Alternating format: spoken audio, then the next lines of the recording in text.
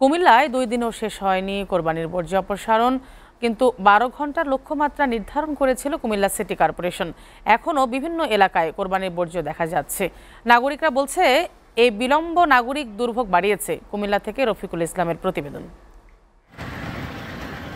কোরবানির পর শহরের পরিচ্ছন্নতা নিশ্চিত করতে কুমিল্লা সিটি কর্পোরেশন নির্ধারণ করেছিল 12 ঘন্টার লক্ষ্যমাত্রা। তবে 2 দিন পেরিয়ে গেলেও পুরোপুরি শেষ হয়নি বর্জ্য অপসারণ। জনসাধারণ বলছেন এই বিলম্ব নাগরিক দুর্ভোগ বাড়িয়েছে। ওয়ালটন আবারও মিলিয়নিয়ার অফারে ওয়ালটন ফ্রিজ কিনে আপনিও হয়ে যেতে পারেন মিলিয়নিয়ার। শহর উন্নয়ন করার জন্য তারা তো এটা জানে মনে করেন এত অল্প কর্মী দিয়ে করতেছে, এটা বলাটা উচিত আর কি। এলাকাবাসী মিলে যায় বললে এটা হয়ে যাবে। সিটি কর্পোরেশনের পরিচ্ছন্নতা কর্মীদের দাবি, যথাসময়ে 90% কাজ শেষ হয়েছে।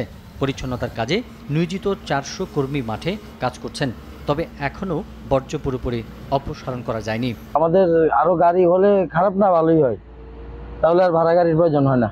যে আমরা শতভাগ বর্জ্য অপসারণ করছি, কুরবানির বর্জ্য প্রায় 90% এরকমের মতো আগে গেছি। 350 যদি লেবার ছিল, তো দেখা গেছে যদি লেবার বাড়তো তাহলে মানে পরিষ্কার পরিচ্ছন্ন একটু খেয়াল পাইতাম। সিটি কর্পোরেশনের কর্মকর্তারা বলছে এবার 27,000 পরিবারকে বস্তা ও ব্লিচিং পাউডার দেওয়া হয়েছে, যাতে বর্জ্য যথাস্থানে ফেলা হয়।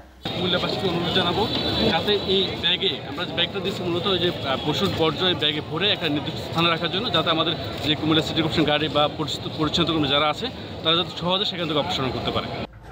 সুষ্ঠু ব্যবস্থাপনার মাধ্যমে কোরবানির বর্জ্য সরানোর কাজ দ্রুত শেষ করার দাবি উঠছে নাগরিকদের পক্ষ থেকে। SATV news desk.